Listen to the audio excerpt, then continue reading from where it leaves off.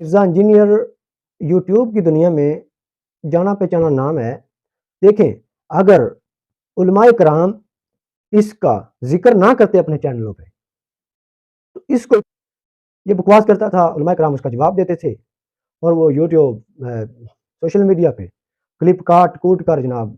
दूसरी बात ये अपने फ़हम में उसी तरह जिस तरह हिंदू सोचते हैं कि हम ठीक हैं, अपने ज़ोहन में, अपनी सोच में, तो ये उसी समझा था कि मैं अफ़ज़ल हूँ, तो ये उसी तरह अपने फ़हम, अपनी ज़ोहन और अपनी सोच में ये समझता है कि मैं बड़ा हूँ, मुझे समझ आई है दीन की। बिस्मिल्लाहिर्रहमानिर्रहीम। अल्लाहुम्मा सल्लि अला मुहम्मदिन व अला आलि मुहम्मद कमा सल्लैता अला इब्राहीम व अला आलि इब्राहीम इन्नका हमीदुम मजीद। अल्लाहुम्मा बारिक अला मुहम्मदिन व अला आलि मुहम्मद कमा बारकता अला इब्राहीम व अला आलि इब्राहीम इन्नका हमीदुम मजीद। अस्सलातु वस्सलामु अलैका या सय्यदी या रसूलल्लाह व सल्लम अलैका या सय्यदी या हबीबल्लाह। ताजदार ख़त्म नबूवत ज़िंदाबाद, ज़िंदाबाद। आज नहायत अहम मौज़ू पे गुफ्तगू करनी है। एक इस पुरफ़ितन दौर के अंदर बहुत सारे फ़ितने हैं। उनमें से एक फ़ितना जो उम्मत मुस्लिमा में एक यूट्यूब की दुनिया में मिर्ज़ा मोहम्मद अली इंजीनियर है, जो उलमाए इकराम के क्लिप काट कर फिर उसके जवाबात देता है। खुद ही वो सवाल बनाते हैं, फिर खुद ही वो जवाब देता है और उलमाए कराम की नकलें करता है, जो वो हर अपनी उस महफ़िल में कहता है कि मैं इन्हां दी मंजी ठोक दित्ती जे, हुण चीकदे ने और अज मिर्ज़ा साहब मैं तुहाडी मंजी ठुकन लग्या, चीकिया जे ना। क्योंकि जदों मंजी ठुकदी है ना फिर तकलीफ बड़ी हुंदी है। तुसीं भी ਜਿਹੜੀ ਇੰਨੇ ਸਾਲਾਂ ਦੀ ਜਨਾਬ ਬੜੀ ਮਿਹਨਤ ਤੇ YouTube ਪਹਿਲੀ ਗੱਲ ਤੇ ਇਹ ਹੈ ਕਿ ਜਿਹੜਾ YouTube ਹੈ ਨਾ, ਇਹ ਚੀਜ਼ ਜਿਹੜਾ YouTube ਨੂੰ ਬਹੁਤ ਜ਼ਿਆਦਾ ਸਮਝਦੇ ਨੇ, ਉਸ ਦੇ ਉੱਤੇ ਚਾਹੇ ਤੁਸੀਂ ਨੰਗੀਆਂ ਫਿਲਮਾਂ ਚਲਾ ਦਿਓ, ਚਾਹੇ ਮਹਿਕ ਮਲਕ ਹੋਵੇ, ਚਾਹੇ ਜਨਾਬ ਖੁਸਰੇ ਨੱਚਣ ਵਾਲੇ ਹੋਣ, ਚਾਹੇ ਇਸ ਤਰ੍ਹਾਂ ਦਾ ਕੋਈ ਵੀ ਗੰਦ ਹੋਵੇ, ਉਹਨਾਂ ਦੀ ਵੀ ਜਿਹੜੀ ਵਿਊਅਰਸ਼ਿਪ ਹੈ ਉਹ ਤੇਰੇ ਨਾਲੋਂ ਜ਼ਿਆਦਾ ਹੈ। जिस तरह शैतान गुमराह होया है, इस तरह ये मिर्ज़ा इंजीनियर भी गुमराह है। जिस तरह शैतान ने अपने, मैं आज इंजीनियर की ज़बान में उसको जवाब दूँगा, जिस तरह शैतान ने अपने ज़हन में, अपने फ़हम में, अपनी सोच में ये सोचा था कि मैं अफ़ज़ल हूँ हज़रत आदम अलैहिस्सलाम से और मैं इसे सजदा नहीं करता, मैं आग से बना हुआ, ये मिट्टी से बना हुआ है, तो मैं इसे क्यों सजदा करूँ? मैं अफ़ज़ल हूँ। तो वो गुमराह हो गया। और इसी तरह ईसाई समझते हैं कि हम ठीक हैं, हमारा नबी जो है इनके नबी से पहले आया था, तो हम किस तरह इनके नबी का कलमा पढ़ लें? अपने वहम में, अपने फ़हम में वो कहते हैं कि हम ठीक हैं, अगर कोई अपने आप को गलत समझता हो तो वो सही राह रास्ते पे ना आ जाए। और जिस तरह हिंदू समझते हैं कि ये बुत हमें नज़र आ रहा है, अल्लाह तो हमें नज़र नहीं आ रहा, हम किस तरह अल्लाह को मान लें? ये तो हमें नज़र आ रहा है, हम इसके पास जाते हैं, इससे अपनी मुरादें माँगते हैं और ये हमारी पूरी करता है। अपने फ़हम में, अपने ज़ौक़ में वो अपने आप को सही समझ रहे होते हैं। इसी तरह मिर्ज़ा इंजीनियर, मिर्ज़ा जेलमी अपने आप को ठीक समझता है, बाकी सबको गलत समझता है। मिर्ज़ा जेलमी, आप साबित करना क्या चाहते हैं? देखें, आपको 5-10 साल हुए हैं यूट्यूब की दुनिया में और 1400 साल से लेकर जो उलमाए कराम, अइम्मा इकराम और औलिया अल्लाह और मुहद्दिस और जनाब वाला हमारे इमाम जो इस दीन को उम्मत तक पहुँचा रहे हैं, क्या उन्होंने कोई काम नहीं किया? काम तो आपने किया कि यूट्यूब पे आकर जिन इख्तिलाफ़ी मसाइल को डिस्कस करने की ज़रूरत ही नहीं थी उम्मत को, वो एक फ़ितने के तौर पे आप उभरे और उन चीज़ों को डिस्कस करके अपने आप को एक अपने बहुत बड़ा फन्ने-खां आप समझ रहे हैं। तो आपकी भी वही हैसियत है जो एक ऐसे बंदे की होती है कि जो अपनी ज़िंदगी में तो बहुत बड़ा वो जिस तरह डाकू होते हैं या कोई बदमाश ज़ालिम इंसान होते हैं अपने इलाके में, अपने वक़्त में वो एक उनका बड़ा धूम-धाम होती है। आपका ही कुछ ऐसा ही होगा। जब आप इस दुनिया से फ़ना हो जाएँगे तो पीछे आपका कोई नाम लेने वाला भी नहीं होगा। और जिनको आप समझते हैं कि ये तो बुज़ुर्ग हैं ही नहीं, पता नहीं हैं भी या नहीं हैं और बाबे तो है ही कोई नहीं, उनके मज़ारात पर अल्हम्दुलिल्लाह आज भी कुरान की तिलावत हो रही है और उनके मज़ारात पे आज भी उलमाए कराम को बुलाकर कुरान ख़वानी, नात ख़वानी की महफ़िलें सजाई जाती हैं।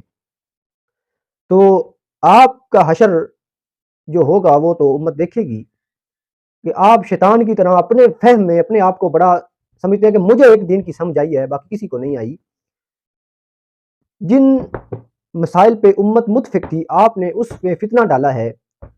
ये ऐसा फ़ितना है ये आज के पुरफ़ितन दौर में कि किसी का बात कोई कर रहा होता है और उसको काट दें, تو ایک نقطے سے جناب لکھنے میں بھی محرم سے مجرم بن جاتا ہے۔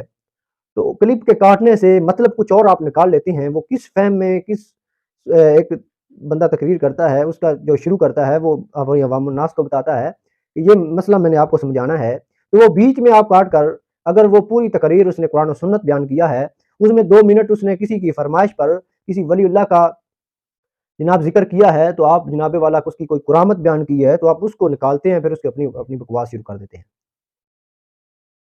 تو مرزا جیلمی یہ آپ کا پڑا ہوا ہے، میں نے منگوایا تھا، تو اس میں سے سب سے پہلی نمبر جو حدیث آ رہی ہے اس میں سے میں یہ پڑھ کے سناتا ہوں، اور پھر حدیث کی روشنی میں آپ کا حق ہی نہیں بنتا کہ آپ ان ہستیوں پہ اپنی جو اس زبان کو کھولیں، کیونکہ دیکھیں اس نے حضرت عائشہ اور حضرت امیر معاویہ اور مولا علی ان کے جو اختلافات تھے اس کے اوپر اپنا جو یہ نام کمایا ہے، اس پہ بحث کر کے، اس پہ بات کر کے، تو اس میں بات کرنے کی ضرورت ہی نہیں تھی۔ اسی کی لکھی ہوئی حدیث ہے، مسلم شریف کی حدیث ہے کہ سیدنا ابو موسیٰ اشعری بیان کرتے ہیں کہ ایک دن ہم نے رسول اللہ صلی اللہ علیہ وسلم کے ساتھ نماز مغرب ادا کی، پھر ہم نے سوچا کہ یہیں بیٹھے رہیں تاکہ نماز عشاء بھی رسول اللہ صلی اللہ علیہ وسلم کے ساتھ ہی پڑھ لیں تو بہتر ہوگا۔ چنانچہ ہم وہیں بیٹھے رہے، اسی دوران رسول اللہ صلی اللہ علیہ وسلم ہمارے پاس تشریف لائے اور آپ صلی اللہ علیہ وسلم نے پوچھا تم اس وقت سے یہیں بیٹھے ہو؟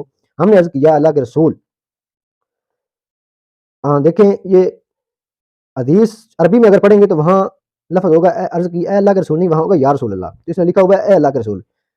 ہم نے آپ صلی اللہ علیہ وسلم کے ساتھ نماز مغرب پڑھی، پھر سوچا کہ یہیں بیٹھے رہتے ہیں تاکہ آپ صلی اللہ علیہ وسلم ساتھ نماز عشاء بھی پڑھ لیں۔ آپ صلی اللہ علیہ وسلم نے فرمایا تم نے بہت اچھا کام کیا۔ پھر آپ صلی اللہ علیہ وسلم نے سر مبارک آسمان کی طرف اٹھایا، اور اکثر آپ صلی اللہ علیہ وسلم اپنا سر مبارک آسمان کی طرف اٹھایا کرتے تھے۔ پھر آپ صلی اللہ علیہ وسلم نے فرمایا ستارے آسمان کے لیے باعث امن ہیں، جب ستارے چلے جائیں گے تو آسمان پر وہ وقت آ جائے گا جس کا وعدہ ہے یعنی فنا، اور میں اپنے صحابہ کے لیے باعث امن ہوں، جب میں رخصت ہو گیا تو میرے صحابہ پر وہ چیز آئے گی جس کا ان سے وعدہ کیا گیا ہے، یعنی فتن و مصائب، اور میرے صحابہ میری امت کے لیے باعث امن ہیں، میرے صحابہ میری امت کے لیے باعث امن ہیں۔ تو کیا حضرت امیر معاویہ صحابی رسول نہیں ہیں؟ کیا وہ کاتب وحی نہیں ہیں؟ اگر کسی کی زندگی سے مسلمان ہو، صحابی رسول ہو، اگر کسی نے ایک اتحادی غلطی کر لی تو کیا آپ اس پہ زبان کھولنا شروع کر دیں گے؟ یہ قرآن و حدیث کی روشنی میں یہ آپ کی زبان کھولنا آپ کو جہنم میں لے کر جانے والی یہی ایک چیز ہوگی کہ آپ نے صحابہ کرام رضوان اللہ علیہ اجمعین پہ تبرہ شروع کیا ہے۔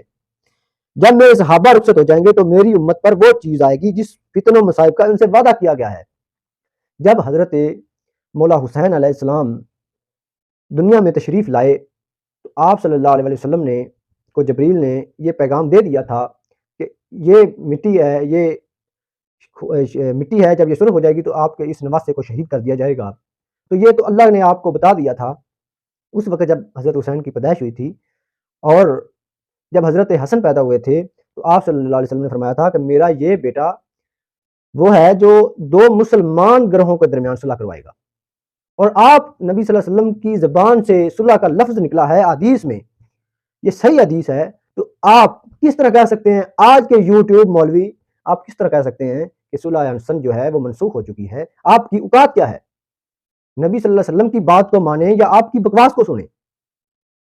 آپ کا فہم، آپ کی انجینئرنگ ہماری جوتی کی نوک پہ ہے۔ ہم تو نبی صلی اللہ علیہ وسلم کی حدیث کو مانیں گے، آپ کے فرمان کو عالی درجہ دیں گے۔ آپ صلی اللہ علیہ وسلم فرما رہے ہیں کہ میرا یہ بیٹا 2 مسلمان گروہوں کے درمیان صلح کروائے گا، تو میری امت کے لیے باعث امن ہے۔ جب میرے صحابہ رخصت ہو جائیں گے تو میری امت پر وہ چیز آئے گی، تو آخری صحابی تک یہ حدیث فٹ آئے گی۔ تو پھر آپ حضرت امیر معاویہ پر کیوں اپنے آپ کو پتہ نہیں کیا سمجھتے ہیں؟ میں وہ الفاظ بیان نہیں کرنا چاہتا جو آپ کرتے ہیں، آپ کی زبان کو کیڑے ہی پڑیں گے، یہ تو حقیقت ہے۔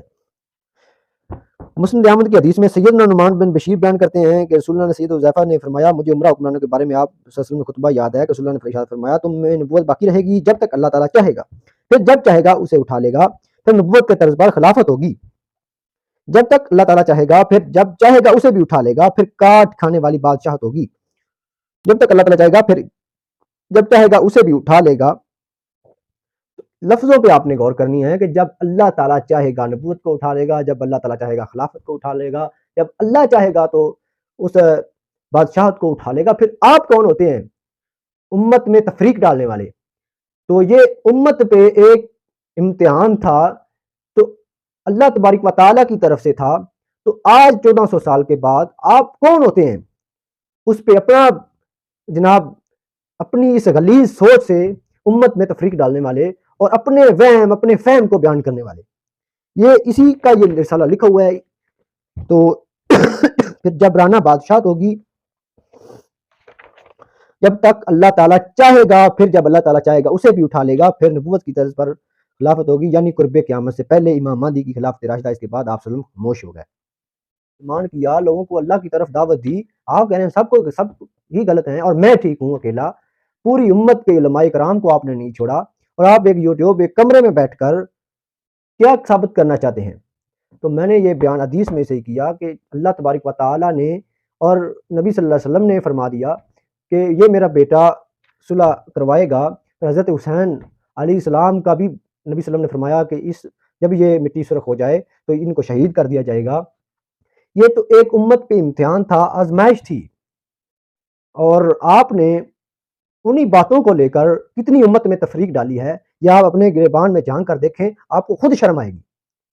ایک امت کا متفقہ فیصلہ تھا کہ کسی کی اجتہادی غلطی ہے تو اس کو بیان نہیں کیا جاتا تھا.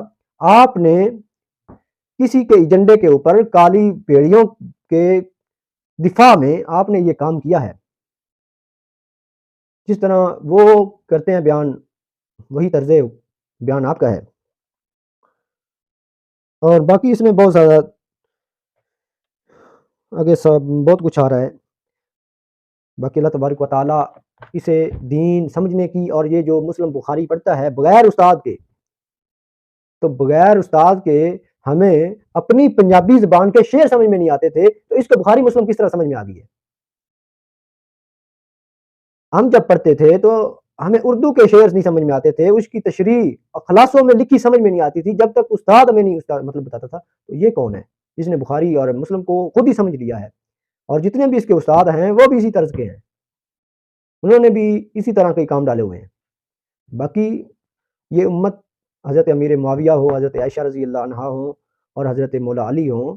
دیکھیں میں آج آپ کو ایک مثال دے کر اس بات کو ختم کرتا ہوں کہ دیکھیں آج کے دور میں مسلمان دو برادریاں ہوں یا دو خاندان ہوں یا دو گاؤں والے ہوں، تو دونوں آپس میں لڑ پڑیں، تو دونوں فیملیوں کے یا دونوں گروہوں کے کچھ لوگ قتل ہو جائیں، یا دو بندے ایک دوسرے سے لڑ پڑے، ایک دوسرے کو قتل کر دے. جو قتل ہو گیا وہ تو اس دنیا سے چلا گیا، جس نے قتل کیا، آپ مرزا انجینئر ہو یا کوئی بھی اس دنیا کا بندہ اس امت میں سے اس پہ فتویٰ نہیں لگا سکتا کہ یہ جہنمی ہے. تو اس نے کلمہ پڑھا ہوا ہے، لا الہ الا اللہ محمد رسول اللہ، اس نے کلمہ یہ پڑھا ہوا ہے. آپ اور میں فتویٰ نہیں لگا سکتے کہ آج کے دور میں بھی جس نے قتل کیا ہے وہ جہنمی ہے یا وہ. تو پھر آپ صلی اللہ علیہ وسلم نے فرمایا کہ میرے بعد میرا زمانہ افضل ہے، میرے بعد میں زمانہ افضل ہے، اور اس کے بعد والا زمانہ افضل ہے. تو پھر اس کو کس نے اجازت دی ہے کہ ان کے بارے میں یہ ترازو لے کر کھڑا ہو گیا کہ یہ کون بھاری ہے اور کون؟ کوئی خدا کا خوف کریں، آپ اپنے گریبان میں جھانکیں کہ آپ کر کیا رہے ہیں.